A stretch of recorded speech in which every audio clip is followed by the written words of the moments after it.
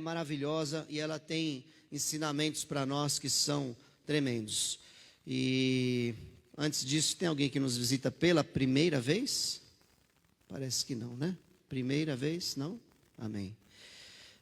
A Bíblia é maravilhosa, ela tem ensinamentos para nós que são atuais. É impressionante como livros que se tornam best-sellers, grandes vendas, né? Maiores vendas que tem, são baseados, são livros atuais, modernos, com uma última mensagem nova, parece, mas tem mensagens, uma mensagem que a Bíblia já trata há milhares de anos, porque Deus é perfeito em toda a sua sabedoria, e a maior sabedoria que nós podemos encontrar está na palavra do Senhor, porque a Bíblia diz que o nosso Pai celestial é o Pai das luzes, e todo dom perfeito vem do Pai das luzes, e nele não há sombra nem mudança de variação nenhuma. Amém? Tiago capítulo 1 diz isso. Então vamos agora honrar o nosso Pai, o Pai das luzes, que dá dons perfeitos para nós, com uma grande salva de palmas, em nome de Jesus.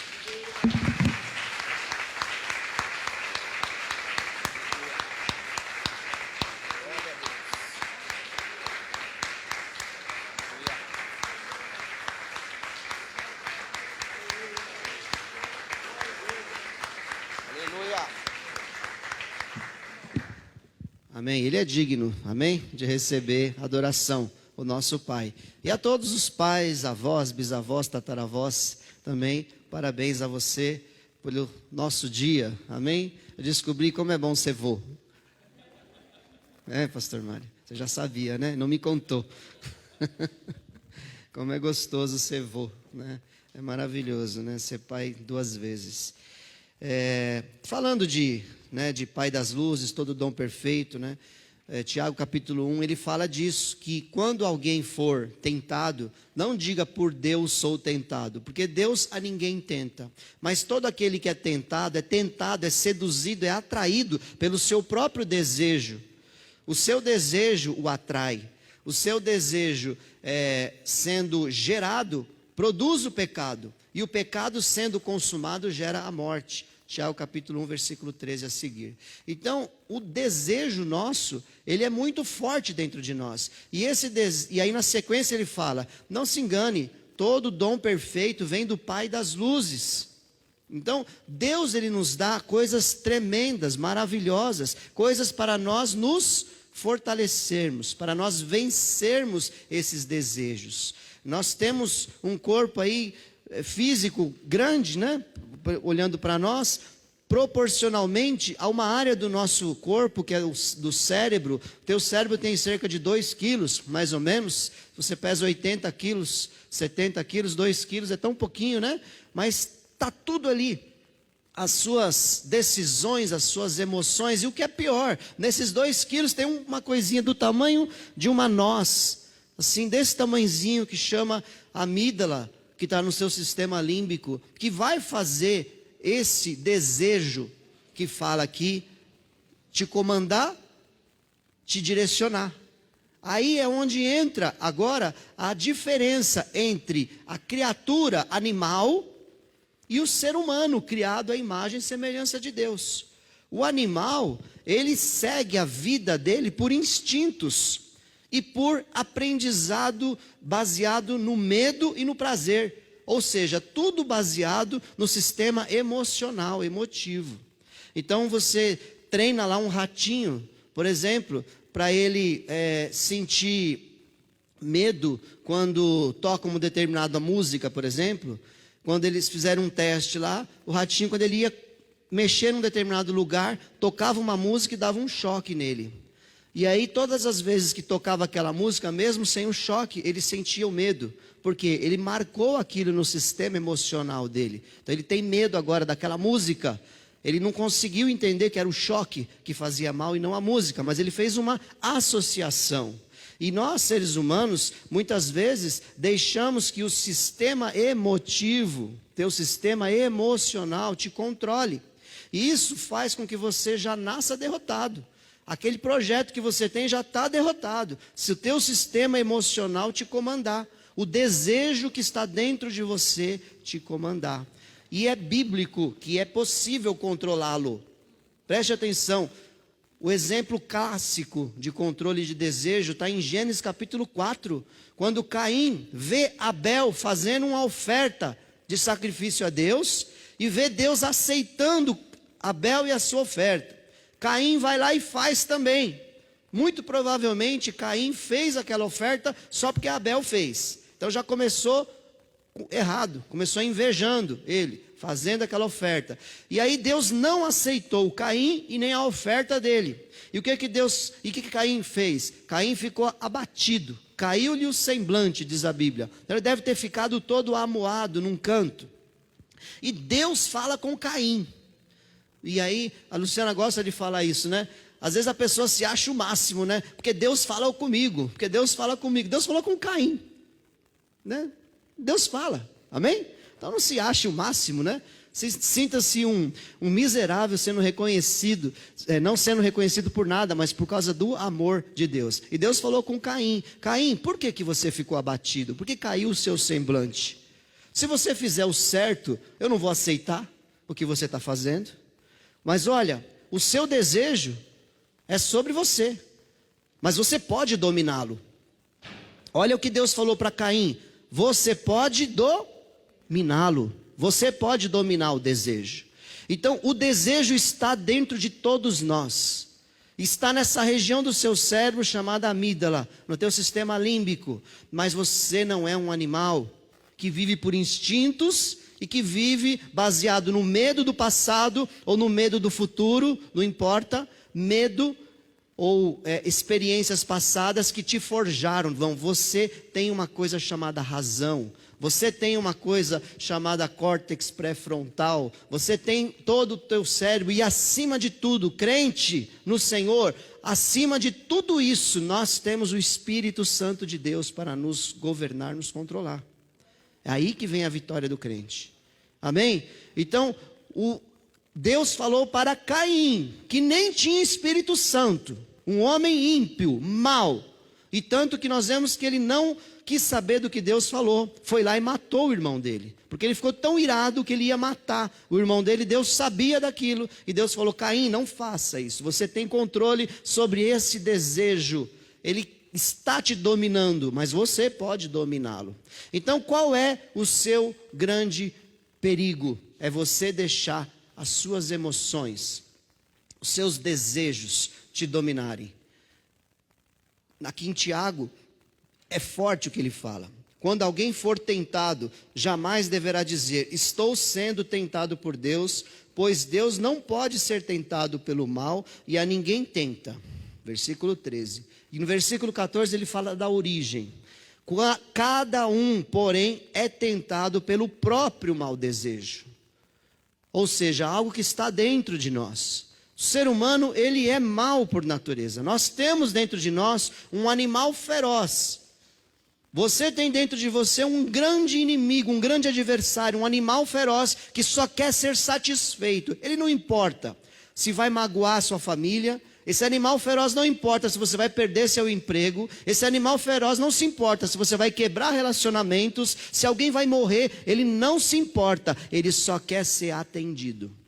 Todo ser humano tem dentro de si um animal feroz, que é o seu próprio mau desejo, sendo por este arrastado e seduzido. Tiago usa palavras muito fortes. O desejo te arrasta, te seduz, no sentido mesmo da palavra, de fazer toda uma artimanha, de fazer todo um planejamento. Parece que é outra pessoa que eu estou falando aqui, mas não, é você mesmo. É dentro de você que tem esse ser. E você não pode deixar ele tomar corpo, crescer, ele encontrar espaço. Nós precisamos cortar no começo. Então você tem uma fraqueza, procure descobrir o começo da sua fraqueza, onde que você vai cair. Porque o animal feroz vai te levar para esse caminho o tempo todo, para que dali para frente você não tenha mais controle e você venha a cair. Cada um é tentado e seduzido e arrastado pelo próprio mau desejo. Esse primeiro passo, todo mundo vai passar, inclusive Jesus passou. Apesar dele não ter dentro dele o animal feroz, porque ele era perfeito em todos os seus caminhos, mas era homem, como eu e como você. Ser humano, e tinha todos os desejos que nós temos. A primeira parte, que é ser seduzido e arrastado pelo próprio mau desejo, todo mundo passa, e até aí está tudo bem. Você não pecou ainda.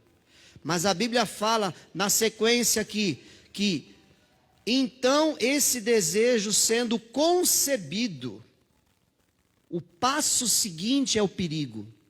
O desejo vem, a vontade veio, e aí agora ele é concebido, é gerado algo. Você planeja, você maquina, você pensa como você vai suprir aquele desejo. É aí que você começou agora a sua derrota. E a Bíblia diz que como uma cidade desprotegida totalmente, assim é o homem, o ser humano, que não consegue controlar o seu espírito, os seus desejos. É a hora de você parar, de você pedir ajuda. Você tem um vício, é a hora de você pedir ajuda. Estou com vontade de fazer de novo. Você não está dando vazão, você não está planejando. Você você mente muito, você fala mal dos outros, você é fraco em muitas outras áreas. Não importa, o desejo vem para você. Dali em diante você vai clamar ao Senhor em primeiro lugar, vai pedir para Ele tirar aquilo de você. Não dê vazão a esse sentimento. É o primeiro passo da queda. Eu vou falar de 3 passos da queda. O primeiro passo da queda é você dar chance para esse pensamento gerado no teu sistema emocional, baseado talvez até lá na casa de recuperação a gente vê como eles sofrem no começo, porque eles têm um desejo químico já. É um desejo químico de tomar o álcool, de usar a droga. Então há um processo ali de limpeza do físico. Mas esse processo de limpeza do físico, ele começa no processo mental. Quando você realmente coloca um propósito. Porque, olha, é nítido isso. Se houver uma ameaça contra a tua vida ali naquele momento, tem lá um pino de cocaína e uma arma na cabeça da pessoa. Se a pessoa falar, se você usar esse pino de cocaína, eu estouro os seus miolos agora. A pessoa não vai usar o pino de cocaína. Ela vai ter força. E assim como todas as outras coisas. Se você, então vamos trazer, né, também para nós aqui, né? Se você falar mal daquele irmão ali para mim agora, essa arma apontada na sua cabeça vai disparar. Aí você não vai falar mal da pessoa. Então por quê? Quando há um perigo, você percebe que há um risco, você não faz. Então eu quero trazer para nós hoje nessa manhã, há um risco deste animal feroz te arrastar e te seduzir e te destruir. E está dentro de você. Então o primeiro passo é não deixar ele te levar para o próximo, que é planejar, maquinar. Não, corta ali. Ali mesmo você já começa a repreender você mesmo. Eu me repreendo em nome de Jesus, que é o seu grande adversário. Se repreenda, não admita, não dê aquele prazer. Não, mas eu mereço esse prazer. Não, você não merece. Esse prazer vai te levar à ruína, você não merece. Não tem que fazer. E aí o próximo passo, depois que é concebido, ele fala que dá à luz o pecado. Então, pensou, está tudo certo, não aconteceu nada. Planejou, foi concebido. Gerou o quê? O pecado. Por quê? Jesus fala em Mateus, no Sermão da Montanha. Quando um homem olha para uma mulher e a cobiça em seu coração, fez o quê, irmãos? Já adulterou com ela. Ou seja, a mulher passou, ele olhou, desejo. Segundo passo, cobiçou, concebeu. Agora está concebido o pecado nele. Jesus falou que ele já pecou. O próximo passo, que é o que traz as consequências terríveis, é ele ir atrás daquela mulher e adulterar fisicamente com ela, que é o que Tiago fala. Dá luz ao pecado, e o pecado, após ter se consumado, gera morte. Percebeu? Desejo, concepção, morte. Então, desejo, concepção, morte. Esses 3 passos a gente pode cortar no primeiro ponto da nossa vida. E o dia que você cair, volte, analise o que fez você cair.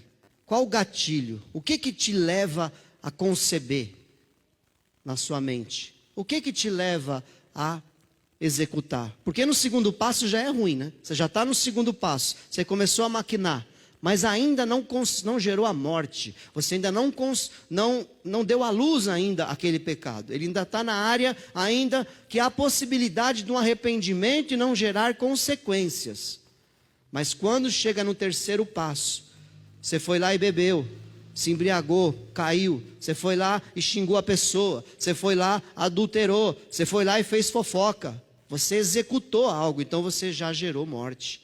Então, também tem perdão, irmãos? Sim ou não? Tem, mas tem consequência, né? Percebe a diferença? Desejo e concepção tem perdão, mas não tem consequências. Gerou, tem consequências. Então nós precisamos vigiar contra esse animal feroz. O apóstolo João, na primeira carta dele, no capítulo 2, versículo 15 ao 17, ele diz assim: não amem o mundo, nem o que nele há. Se alguém ama o mundo, o amor do Pai não está nele. Pois tudo que está no mundo, a cobiça da carne, a cobiça dos olhos e a ostentação dos bens, não provém do Pai, mas do mundo. O mundo e a sua cobiça passam, mas aquele que faz a vontade de Deus permanece para sempre. Esse texto de primeira carta de João, do apóstolo do amor, ele fala de coisas que tem do lado de fora, que vêm para dentro de nós. Que esse animal feroz que tem dentro de nós anseia. Então é aí que entra meu ponto de vigilância. Ele diz aqui: não amem o mundo. Não olhe para o mundo querendo tê-lo.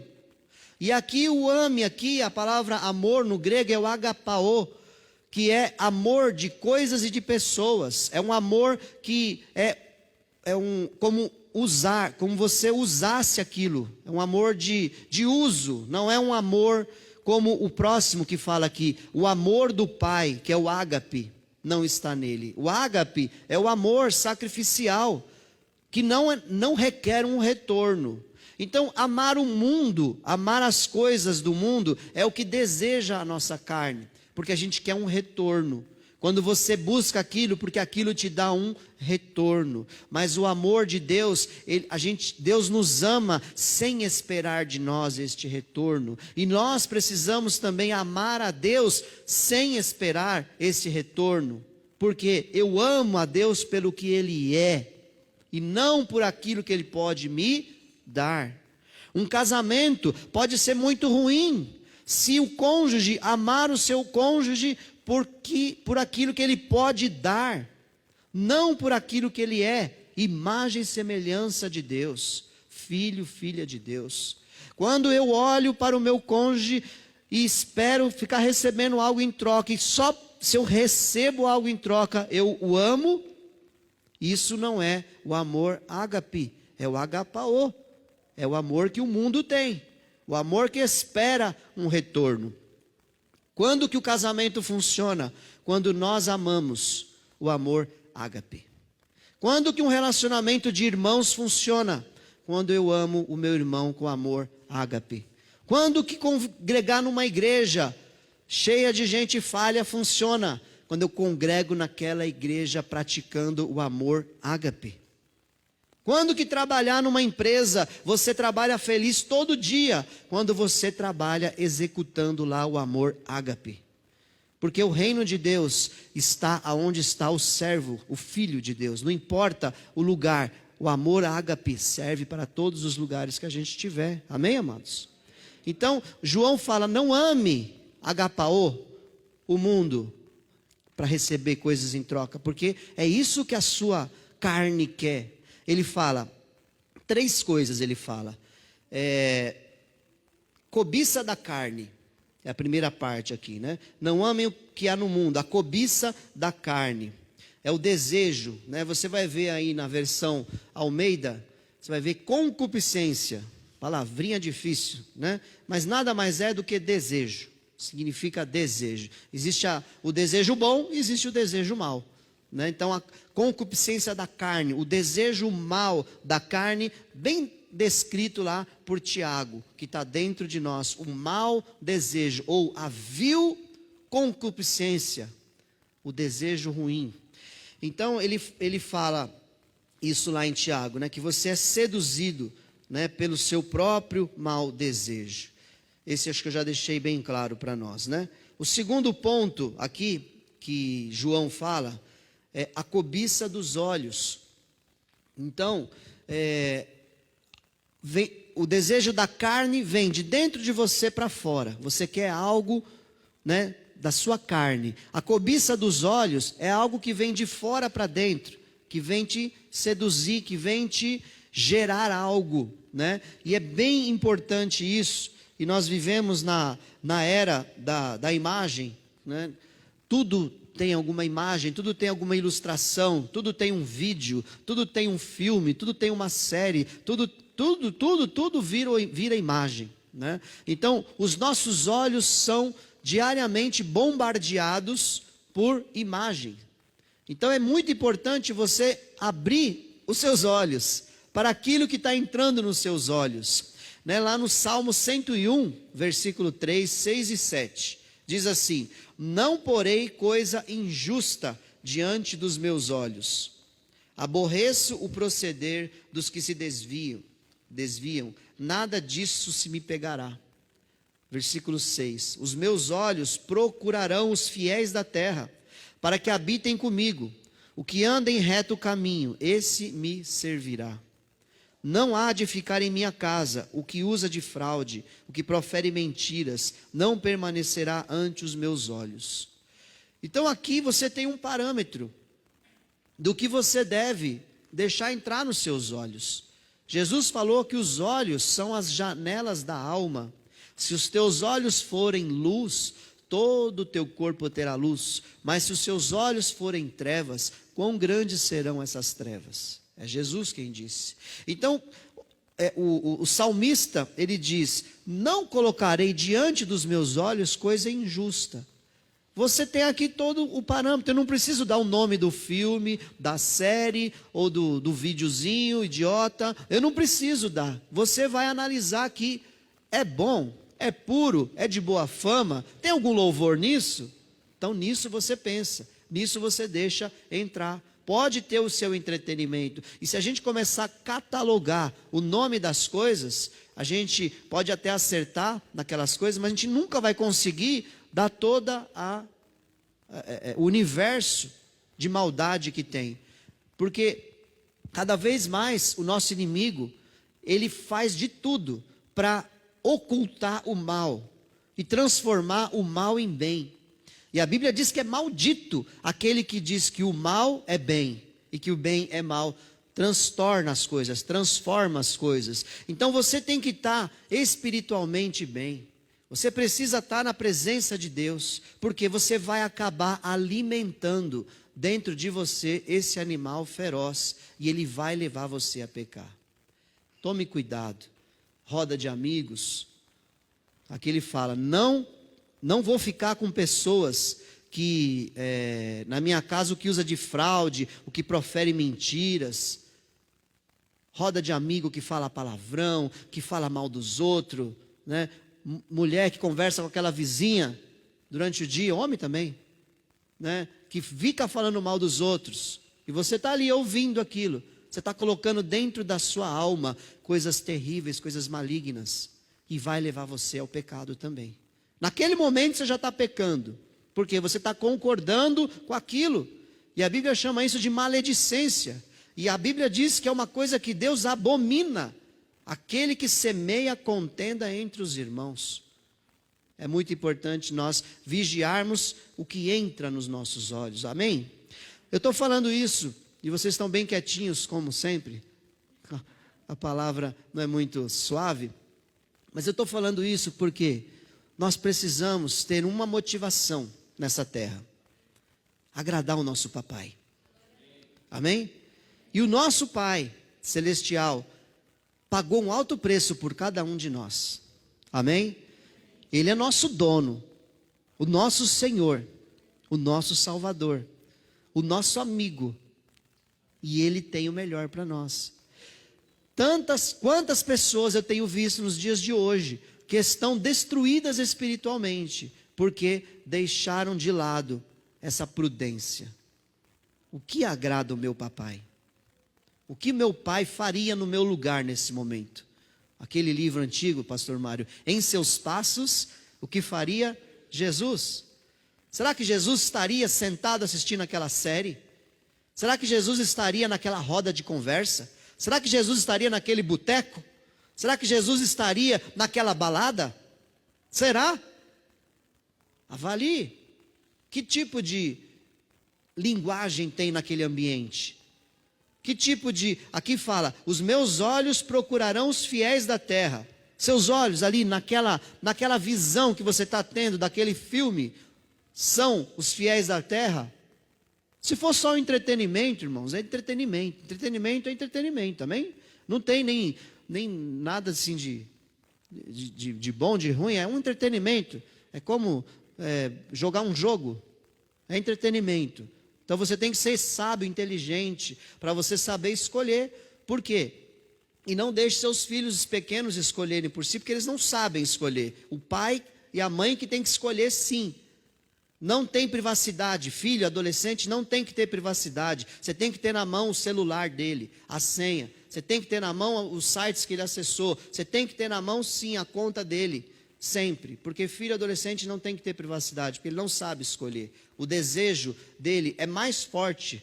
E se você lembra de quando você era adolescente, sabe o quanto esse desejo é incontrolável. Os hormônios, eles pulam da pele assim, ó, do adolescente. Ele não consegue. Então nós precisamos escolher por eles. Então você precisa ter sabedoria para saber escolher. Porque senão você será mais um na estatística. Mais uma na estatística. Daqueles que lutaram, mas se desviaram no final das contas. Às vezes nem sai da igreja, mas está desviado dentro da igreja. Então, o que está entrando nos seus olhos? Que é o segundo conselho. Desejo da carne, concupiscência dos olhos, desejo dos olhos. Tome bastante cuidado com isso, que você vai ter sucesso, se você tiver cuidado. O terceiro, então vou ler de novo. Pois tudo que há no mundo, a cobiça da carne, a cobiça dos olhos e a ostentação dos bens, não provém do Pai, mas do mundo. Na outra versão, na Almeida, você vai ver soberba da vida. Ostentação dos bens e soberba da vida, é a mesma coisa. Parece que o apóstolo João foi transportado para o século 21, quando ele escreveu essa carta. Se você olhar para a sociedade moderna mundial, isso não é nem regional, não é nem cultural, isso é mundial. Esse comportamento de ostentação pegou, mas pegou forte, pegou firme. É algo tão humano isso, que foi dado para nós, seres humanos, uma ferramenta para exaltar essa ostentação, chamada internet, que eu uso bastante, trabalho nela, a internet é uma bênção, amém? Sabendo usar, né, não vai faltar, né? Mas a internet, ela possibilitou que eu viva a vida de outras pessoas o meu dia inteiro. O dia inteiro eu não faço isso não, mas eu posso ficar vendo a vida dos outros o dia inteiro, ostentando aqui, ostentando lá. E o que isso te faz? Isso acaba com você, isso te destrói, porque você acha que a sua vida é um lixo. Aquela pessoa naquele dia está num evento, nossa, como essa pessoa é feliz, mas os outros 364 dias ela está normal, igual você. Mas aquele dia ela está num evento e você não está. Você está no escritório lá fechado a 4 graus trabalhando, né? Morrendo de frio.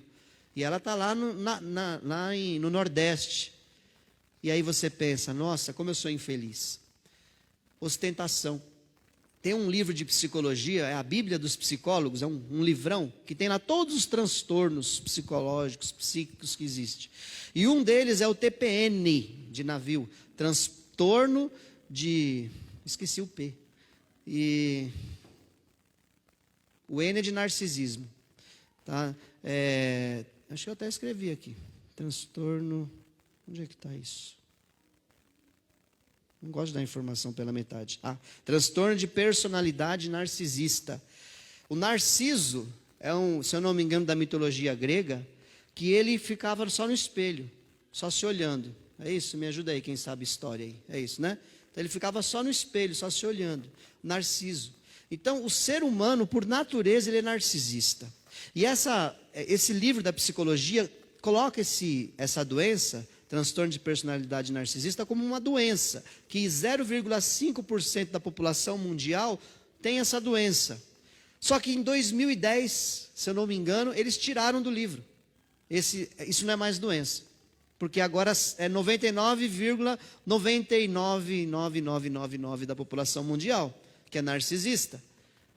Tiveram que tirar do livro, porque as pessoas hoje precisam fazer selfie de tudo, precisam tirar foto do prato de comida que está comendo no restaurante, precisa mostrar a paisagem do lugar que está, precisa tirar foto do carro que comprou, do bem de consumo. Isso é ostentação dos bens. É o que acontece nos dias de hoje. Parece que João teve uma revelação. Naquele tempo não tinha Instagram, né? Não tinha, mas já é um pecado, porque o ser humano tem isso dentro dele, né? Meu netinho tem só 2 anos e já gosta de fazer uma selfie, entendeu? Outro dia ele pegou uma máscara lá cheia de florzinha assim, né? E falou, irmã, que era da Sofia, e aí colocou a máscara e trouxe o celular da Luciana para mim, entregou na minha mão e... Aí eu tive que desbloqueei o celular, virado para ele, ele começou a fazer pose, né? Com aquela máscara cheia de florzinha. Quem ensinou isso para ele? Está dentro, né? Ele vê também, claro, mas é muito cedo para ele poder já ter tido esse tipo de formação. É realmente porque é algo que está dentro. O ser humano quer mostrar, quer fazer a selfie e sair bem na foto. Quantas pessoas erram nos seus relacionamentos porque quer sair bem na foto? Agora, no sentido de ostentar. Ele quer passar uma imagem de que ele não é. E acaba fazendo o quê? Faz uma dívida. Aquela frase que algum pregador falou uma vez. Compra aquilo que não precisa para mostrar para quem não gosta dele, né? Não é bem assim não, mas é parecido com isso. Compra com dinheiro que não tem, lembrei, terceira parte. Compra o que não precisa para mostrar para quem não gosta dele com o dinheiro que não tem. Para quê? Para ostentar. Então é uma cilada, e isso está dentro do ser humano, e você precisa lutar bravamente contra isso. No primeiro estágio, quando vier o desejo de comprar alguma coisa, pergunte, por que eu quero comprar isso? Quando vier o desejo de tirar uma foto, de mostrar uma situação, pergunte, por que eu quero fazer isso? Tem problema eu mostrar umas férias que eu estou passando? Nenhum problema. Mas se a minha vida for baseada em ficar mostrando tudo que eu faço, ou pior ainda, né? Se a minha vida for ficar olhando o que as outras pessoas fazem, a minha vida é muito infeliz. Então lute contra isso. Lute. Você não tem que zerar todos os status do WhatsApp, que vão sumir em 24 horas e você vai perder. Você não tem que olhar tudo que as pessoas estão fazendo no Instagram. Busque mais coisas que encham a sua alma de luz, que encha a tua vida de Deus, que encha a tua vida de sabedoria. Invista tempo em você, naquilo que vai te fazer crescer, não naquilo que vai te levar para a ruína, em nome de Jesus. É esse o alerta que a Bíblia traz, e que o nosso Pai, é tão gostoso ser pai, e ver seus filhos prosperando, seus filhos tendo sucesso, seus filhos sendo bem na vida. Eu sou muito feliz com os meus 4 filhos, todos eles me dão muito prazer e muita alegria, e hoje verdadeiramente vai ser um dia dos pais feliz, que eu estarei com os meus filhos. E é muito feliz, é muito gostoso você ver o sucesso. Então, nosso Pai, celestial, Ele olha para você e Ele quer estar feliz vendo o teu sucesso. E é por isso que Ele te traz esses alertas. Vigia contra o animal feroz que tem dentro de você, que veio por causa do pecado da humanidade. Nós nascemos, fomos gerados em pecado, e dentro de nós existe o Adão. Alguém falou, não lembro quem, que quando a gente é batizado, né, morre, não morre? Mas Adão sabe nadar. E ele nada e volta. O tempo todo ele quer voltar. Então você precisa controlar o Adão, a Eva que está dentro de você. O tempo todo, a vida toda. Porque ele sempre quer voltar e satisfazer o desejo da sua carne. Olha o que Filipenses diz, capítulo 2 e 3. 2 versículo 3. Nada façam por ambição egoísta ou por vaidade, mas humildemente considerem os outros superiores a si mesmo. Isso é bem o contrário de ostentar. Você considerar o outro superior é você se rebaixar. É você ser suporte na vida do outro. É você não querer se aparecer, não mostrar o que você tem, né? Então, a pessoa que ela quer mostrar muito, né, o transtorno de personalidade narcisista que eu estava falando, ela tem um baixíssimo nível de tolerância, resiliência quase zero, né? Quando você ouvir a palavra resiliência, lembra de uma bolinha de borracha? Ela bate na parede e ela volta. Então ela absorve todo o impacto e consegue voltar.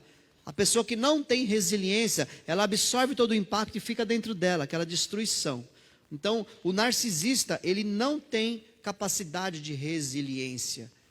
E isso é uma coisa que vai sendo formada. Cada dia vai piorando. É um treinamento. Assim como eu me treino para vencer o pecado, eu me treino também para ceder a ele. E cada vez vai ficando pior. A pessoa vai se aprimorando, né, no pecado. Na segunda carta de Timóteo, capítulo 3 e verso 2, diz que nos últimos tempos, que são agora, porque haverá homens amantes de si mesmos, avarentos, presunçosos, soberbos, blasfemos, desobedientes a pais e mães, ingratos e profanos. Então, é o que a gente acaba vendo, né? Muita gente até com boas intenções, tem coisas que entristecem muito. Eu me tornei muito mais feliz quando alguns anos atrás eu decidi não sair das redes sociais cancelando a conta, mas sair do uso. Uso muito, muito pouco. E geralmente quando eu entro eu saio de lá bem triste, por ver posturas de pessoas da igreja. Às vezes imagens ali que são verdadeiros ensaios sensuais. Mulheres mostrando seus seios, mostrando suas pernas. O que você tem que mostrar seu corpo para o mundo todo ficar olhando, gente? Isso é ostentação, isso é pecado, isso é lascívia. Tem que dar nome para esse pecado. Então, use o teu Instagram para você tirar uma foto bonita. Eu sei que mulher gosta de mostrar beleza, mas veja se aquilo não é sensualidade. Porque tem sim diferença entre beleza e sensualidade. E muita coisa é sensualidade que está sendo passada ali a sua imagem ali não é de uma mulher santa, uma mulher de Deus. E homem é a mesma coisa, né? Ostentando ali, né, querendo se mostrar para o mundo, é pecado, ostentação dos bens, soberba da vida. Tome muito, muito, muito cuidado com isso. Bom, esses 3 passos aqui, desejo da carne, cobiça dos olhos e soberba da vida, não é nada novo nisso. Foi exatamente o que Eva passou no jardim. Olha o que Gênesis fala no relato da queda aqui, né? Quando a mulher viu que a árvore parecia agradável ao paladar, desejo da carne, era atraente aos olhos, desejo dos olhos, e além disso, desejável para dela se obter discernimento, soberba da vida, tomou do seu fruto, comeu, deu ao seu marido que comeu também. Então, desde o começo, foi o que levou à queda do homem, e isso está dentro do ser humano até hoje. O desejo da carne. Então, ela viu que era agradável ao paladar. Aquela fruta do pecado, o único mandamento que tinha era: não comerás deste fruto, porque do dia que comer certamente morrerás. ela viu que era gostosa aquela fruta. Devia ser uma fruta cheirosa, uma fruta saborosa. Parecia, pelo menos, ao olhar, porque ela nunca tinha comido. Primeira coisa, desejo. A carne desejou algo. Segunda coisa, era atraente aos olhos. Devia ser uma fruta bonita. Era ali uma prova mesmo de obediência a Deus. Aquele único mandamento. Devia ser bonita, então atraiu os olhos dela e ela ficou olhando. Se ela tivesse parado, né, aqui, não, ainda o terceiro, né, e desejável para se obter discernimento, ou seja, o inimigo falou: o dia que você comer essa fruta, você será igual a Deus, conhecendo o bem e o mal. Então ela falou: o quê? Eu vou ser igual a Deus? Soberba, ostentação. A mesma coisa que está descrito lá na carta de João. Se tivesse parado aqui, se ela tivesse repreendido aquele desejo dentro dela, mas ela já estava no segundo estágio, não foi somente um pensamento, ela já estava planejando aqui, ó, desejável para se obter discernimento. Vou ser igual a Deus, vou conhecer o bem e o mal.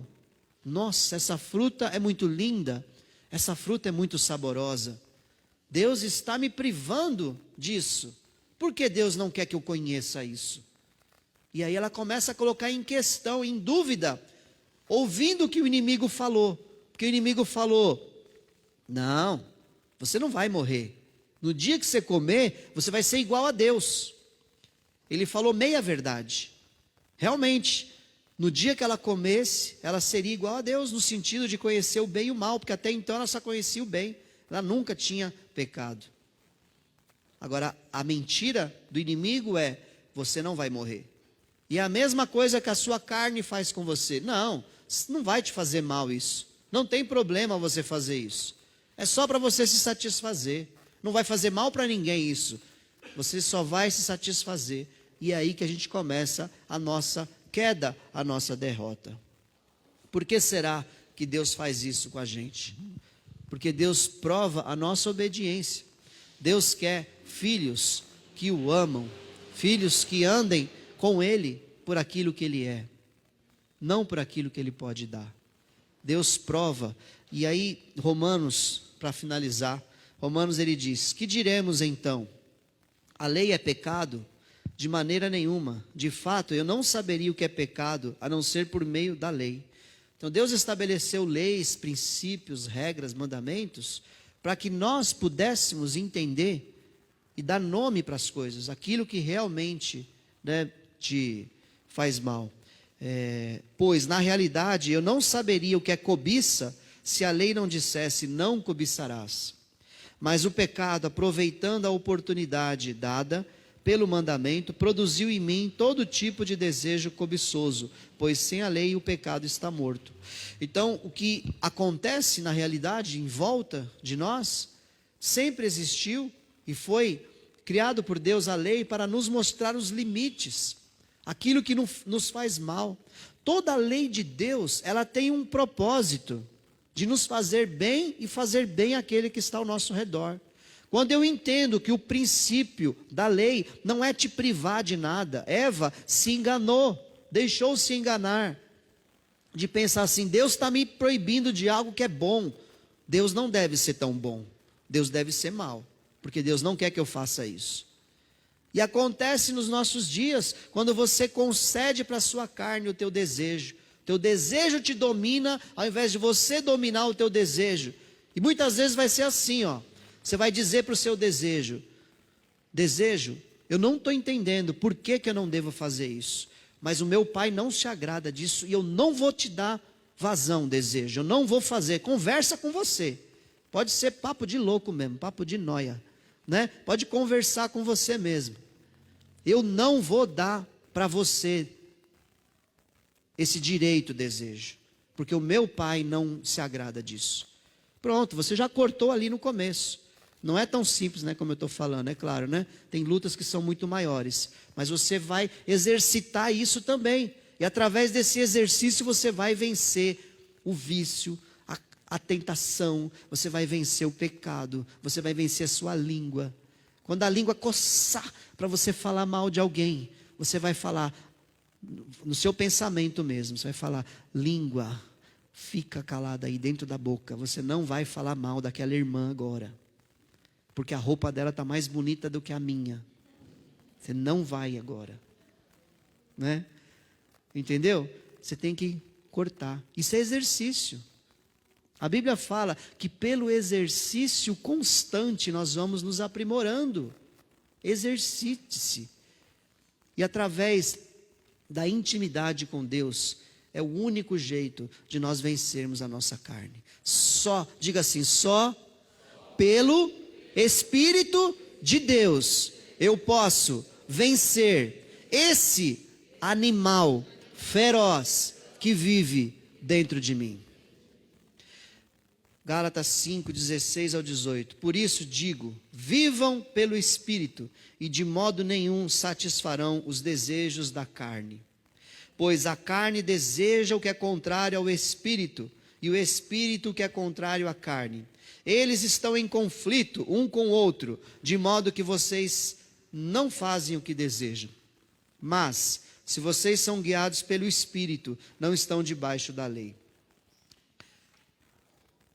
Há uma luta travada dentro de nós.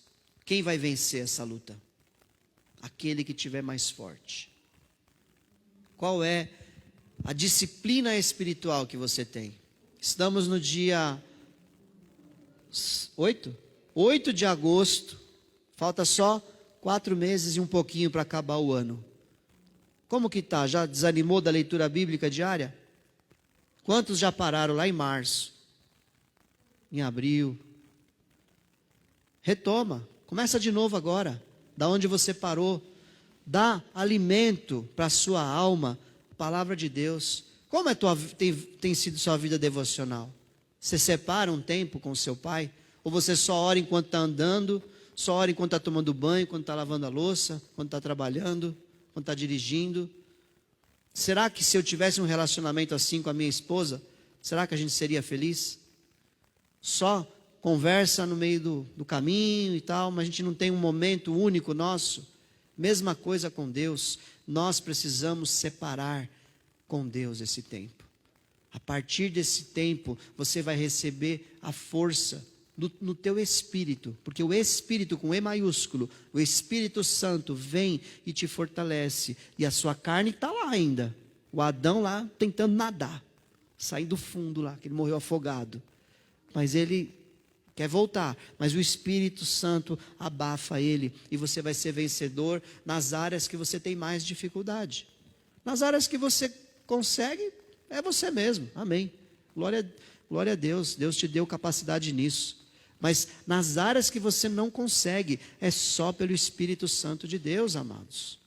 Por isso precisa que vivam, diga assim, por isso digo, vivam pelo Espírito, e de modo nenhum satisfarão os desejos da carne. Está claro esse texto? De modo nenhum satisfarão os desejos da carne. Aqui não está dizendo que a carne vai deixar de ter desejo, amém? Mas você não vai satisfazer, você vai conseguir vencer pelo Espírito Santo de Deus. Aqui é onde a psicologia não conhece. Aqui é onde a psicologia não tem esse recurso. E nós temos o Espírito Santo poderoso de Deus para nos ajudar a vencer a nossa carne. A psicologia vai te dar um remédio para combater a ansiedade, vai te dar um remédio para combater a depressão. Às vezes é físico, né? Estou falando aqui quando é emocional. Quando é emocional, a psicologia vai querer te dopar. Mas o Senhor, Ele te enche do Espírito Santo dEle e você vence os desejos da sua carne. Ela o tempo todo furiosa ali, presa numa gaiola. Mas ela vai ficar presa lá, porque vence aquele que está mais forte. Então, palavra de Deus, oração, jejum, congregação, célula, obras, você executar, você ir ajudar as pessoas, isso tudo te deixa envolvido no reino de Deus, nas coisas que são do reino de Deus, e com isso a sua carne vai ficando cada vez mais fraquinha, e o Espírito de Deus cada vez mais forte na tua vida, e essa guerra que ele fala, um combate contra o outro, já vai ser vencida pelo Espírito Santo de Deus na tua vida. Essa é a palavra que eu tinha para nós nessa manhã. Agrade o seu pai. Faça aquilo que agrada o seu pai, não aquilo que a tua carne quer. Então, primeiro, detecte os 3 passos da queda. Não deixe chegar nunca, de preferência nem no segundo passo. Mas nunca deixe chegar no terceiro passo, que é a morte, que é a execução. Mate o animal feroz dentro de você, através do Espírito Santo de Deus, né? Seja conduzido pelo Espírito Santo. Amém? Dá para ter um louvor? Dá? Eu queria que, enquanto eles se preparam aqui, você feche seus olhos, não se disperse.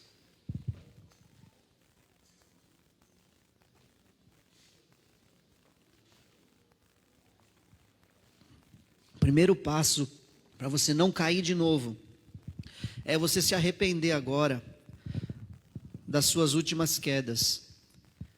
É você pedir perdão ao papai agora, ao Pai Celestial. E se você magoou alguém, rapidamente você encontra essa pessoa e peça perdão também. Restaure as coisas através do perdão. Peça perdão porque o animal feroz dentro de você venceu e trouxe pecado e trouxe morte. Se arrependa e receba a restauração do Senhor. Analise, examine-se, pois, o homem a si mesmo. Isso tem que ser algo diário na nossa vida. Busque aí no seu interior. Peça ao Espírito Santo para te mostrar as mágoas, os desejos carnais que foram satisfeitos, que às vezes nem magoaram uma pessoa aqui da terra, mas magoaram o Senhor. Pensamentos que foram concebidos e geraram pecado. E magoaram o Espírito Santo de Deus.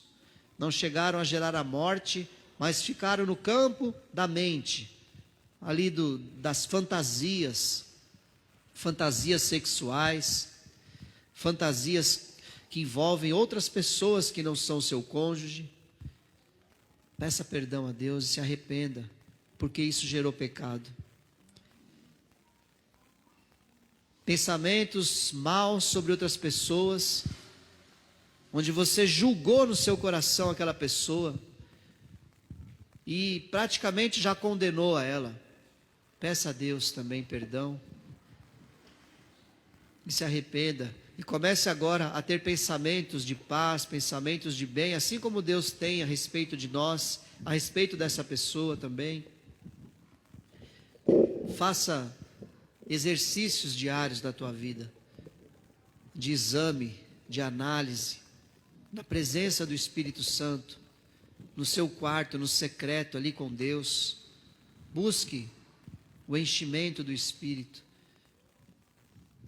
e faça com que o velho Adão, o velho homem dentro de você morra, fique afogado, não consiga ressurgir, em nome de Jesus. Pai, eu oro, Senhor, e peço que o Senhor nos ajude a vencer diariamente, pois só no dia em que nós formos para a glória, essa guerra vai terminar, Senhor.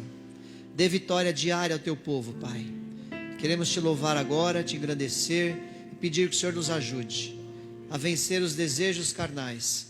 Queremos te honrar como nosso Pai, o Pai que nos ama e que nos deu conselhos sábios, que vão ser úteis para a nossa vida ser uma vida vencedora, vitoriosa, em nome de Jesus. Amém.